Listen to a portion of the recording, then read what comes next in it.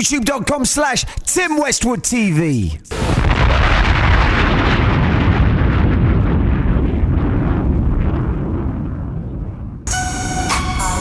Special guest in the building, my man DMC out of Run DMC. What up, fan? Yo. Yep, I'm in the house. Brother, so good to link you now. We first met like a long time back, baby. 80-something, right? That's 80-something, right? What happened? The first time you came over, I did a party at the Electric Ballroom in Camden Town. I used to do these Saturday lunchtime. Yeah. Like what we used to call hip-hop jam, the Saturday lunchtime. Yeah. And you came down and shut the building. Yeah, remember that? That's crazy. And that was the last time I played in that building for about 10 years. It was, they shut down the High Street in Camden, baby. Crazy. Yeah. Good to see you, fam. Now, you're over here celebrating for Vodafone. 30 years. 30th anniversary of Run DMC. And the 30th anniversary of the first cell phone call here in the UK. Okay. Or ever. Something that's crazy. I've been around since the first cell phone call. That's crazy, Tim. And in those days, it was a brick. Yep, remember? It was like car battery and a brick. Exactly. Man, now, you're looking crazy well, fam. How you I feel good, man. I feel good. Still rocking and rolling. Exactly. Still doing what I do with the community, talking to the kids, you know what I'm saying? Going to the schools, high schools, group homes, and I stay on the road. Yes. Now, when you go to the schools, what sort of message are you teaching and talking about? I just tell them empower themselves. Don't live your life, complaining and making excuses. That was that's the whole essence of hip hop. Exactly. You know what I'm saying? Instead of sitting around complaining, we don't got this and we don't have that. Because think about it. Hip hop came on the field on the legs of disco. And disco was dying. Everybody was like, disco sucks. But we kind of wanted to have our own discos. What I mean by that was the DJ like yourself play music. Everybody have a good time. We couldn't get in Studio 54. So what did we do? No excuses. Bust the light pole open, plug up the turntables, and have our own disco in the middle of the park. Once people saw that it was good, they put it on a record. Once we got on a record, we know that we could share ideas, concepts, images. We could share knowledge. And at the same time, you could do all this positive stuff and have fun. So I always tell the kids, no matter what it is, reading, writing, arithmetic, dancing, playing the flute, playing the violin. I tell the dudes, don't be scared to do ballet. Ballet will have you flying on the same private jets that Jay-Z and Rihanna fly on, and you'll be going to Russia and Asia and stuff like that. So I just try to do what I've been doing since I was 12 years old. Represent what hip-hop is musically, spiritually, emotionally, and in the flesh like I always do, keeping it real. Now, yes. You talk about going to the schools and the group homes and foster kids. At the age of 35, I found out that I was adopted, and I didn't know all of that. So that was a big change, man. Exactly. You had a crazy story which you made a movie about. Well, no. We're turning it into. I did a documentary. And the people saw the documentary and won an Emmy Award, and then I'm getting ready to put my life story on Broadway. Oh, crazy. Not the DMC story, because, you could Wikipedia me for that. The Daryl McDaniel story, the little boy that became DMC. Because I didn't even know what I know about me and the whole world when they saw the documentary. They was like, yo, Byford and Ben, a son of Byford, brother of Al. Ben is my mother and my name is Daryl. It's McDaniels. They was like, what about your family? I said, no, that's my family, but I have this whole chapter of my life that is a mystery to me. So I got to go back and explore that. Because if what happened to me didn't happen, forget about me knowing you as a friend. I wouldn't be here. You know what I'm saying? People was like, yo, D, it was meant for you to be the third member of Run DMC so that hip-hop could do what it was supposed to do when it did it. Now, if that wouldn't happen, think about it. I wouldn't know Jay. If my birth mother never gave me up, and I got to meet my birth mother, and she said, I know you want to know why I gave you up, and I was like, hey, that's an understatement. She said, to give you a chance. She gave me one hell of a chance, right? Because here I sit in the UK all day with Tim Westwood, traveling the world, rocking the microphones. Now, emotional times then. I mean, it was an award-winning documentary, heartfelt and emotional. Yeah, it was crazy. And then, hold up, that time of my life was like this. I found out that I was adopted. Jay gets shot and killed. Tragic. And then my father dies of cancer. Unbelievable. So it was crazy. But was it at that time you were hitting the liquor as well? Oh, very hard. I was drinking 24 hours a day, 7 days a week. I would get up in the morning, go to the gym. I'm funny.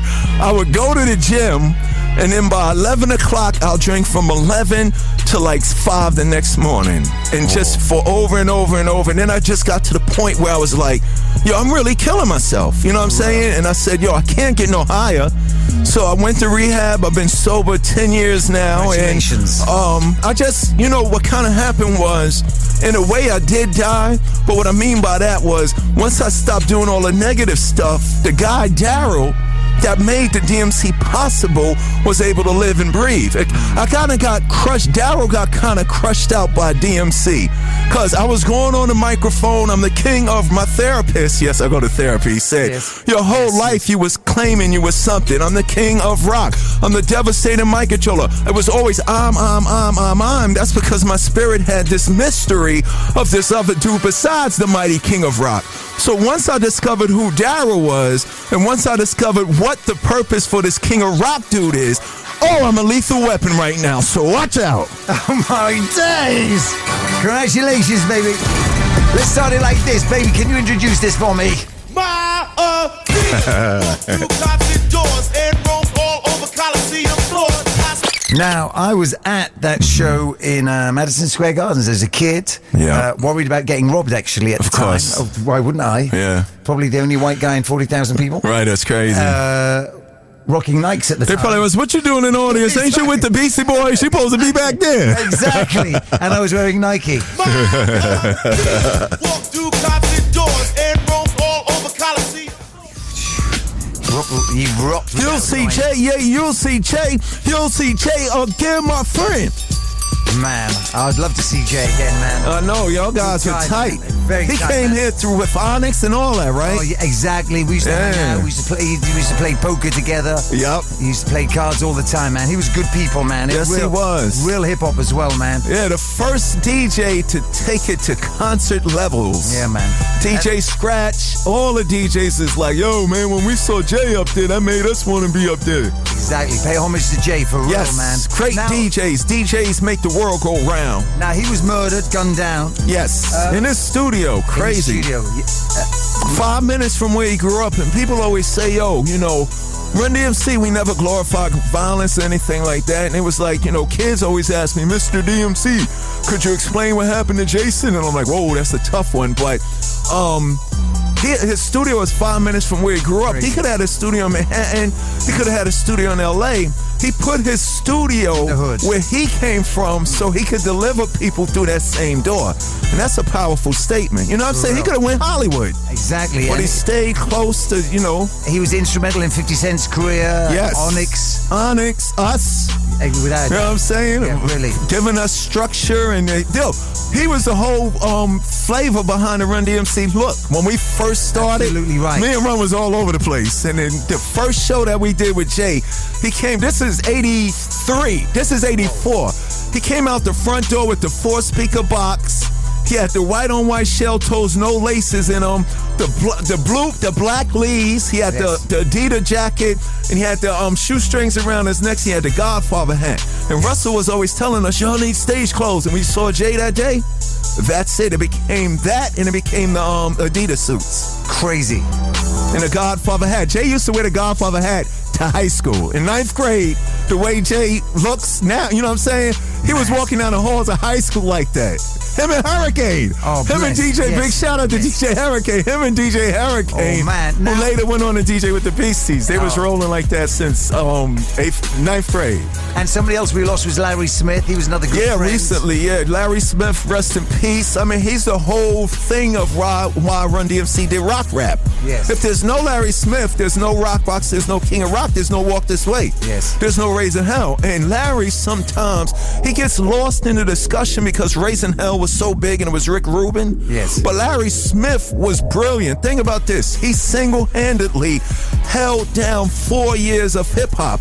82, 83, 84, and 85. He produced Run DMC's first 2 albums and Houdini's. Exactly. And think about that Houdini album. Freaks Come Out at Night, 5 Minutes to Funk. Friend, Think about Lies, Larry's catalog by himself. Most, no disrespect of producers, but most producers, when you say their name, they got a sound. All the records Larry produced were different. Rockbox, King of Rock, Suck MCs. It's like that. One Love, Freaks Come Out at Night. Most people, you got a producer's name. You play a song, that's such and such. Play a song, that's such and such. From Larry, think about his catalog. Just the most unique. People was like, 5 greatest hip-hop producers ever.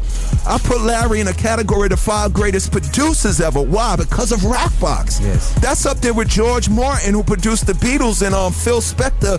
It's guys that created sounds that changed the world. And Larry used to work a lot in Willesden at Battery Studios, so me and him used to hang out at the People's Club. And exactly. Yeah, the People's Club. Wow. I used to DJ Thursday night. Oh, my God. It was mad time. See, that's official right there, yo. Don't get it twisted. Tim Westwood is official. So, Vic, good to see you, fam. Let's get into this. Now, you have a comic book. Yes, dream come true. Before hip-hop, people is like, why is DMC doing comic books? It's not because I'm like those rappers that get a hit record and think they can do everything. Before hip-hop came over the bridge and changed my life, I was a little kid that collected and read comic books. Right. So now, after 30 years, it's funny, 30 years, as I traveled the world, since the 80s when I was coming all through the 90s, I come to Europe, UK, Asia, people would always come up to me and say, yo, I got a hip-hop comic book. And I sat back one day and said, why do they always fail? You know what I'm saying? And then I discovered you don't make a hip-hop comic book, you make a comic book.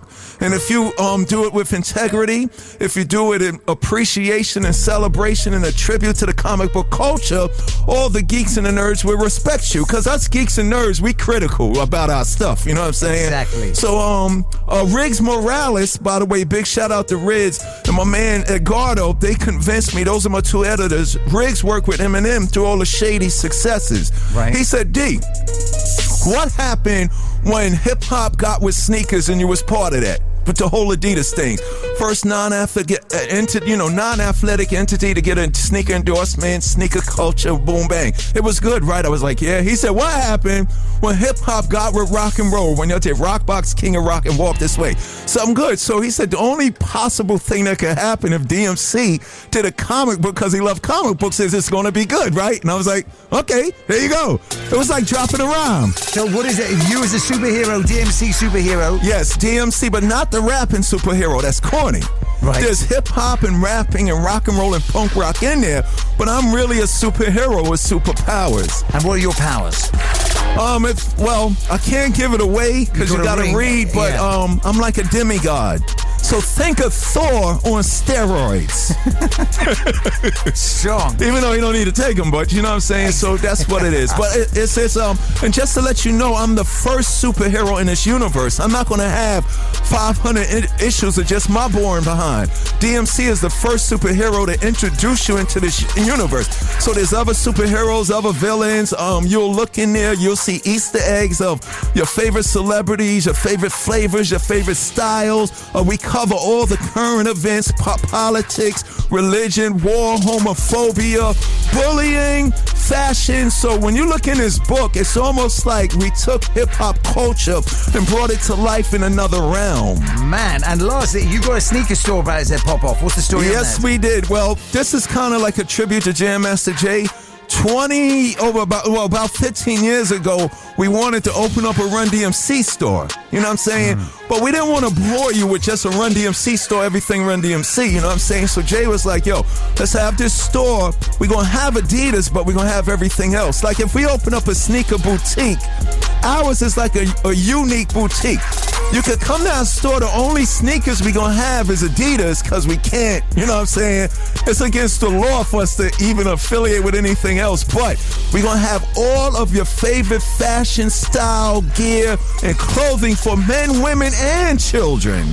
So I call instead of, there's a lot of boutiques. Ours is a unique boutique because the things that we're going to present is going to be untouchable. You're going to get the exclusive of the exclusive before the exclusive is exclusive. Oh, man. DMC up in the building. Westwood. Every time you leave me.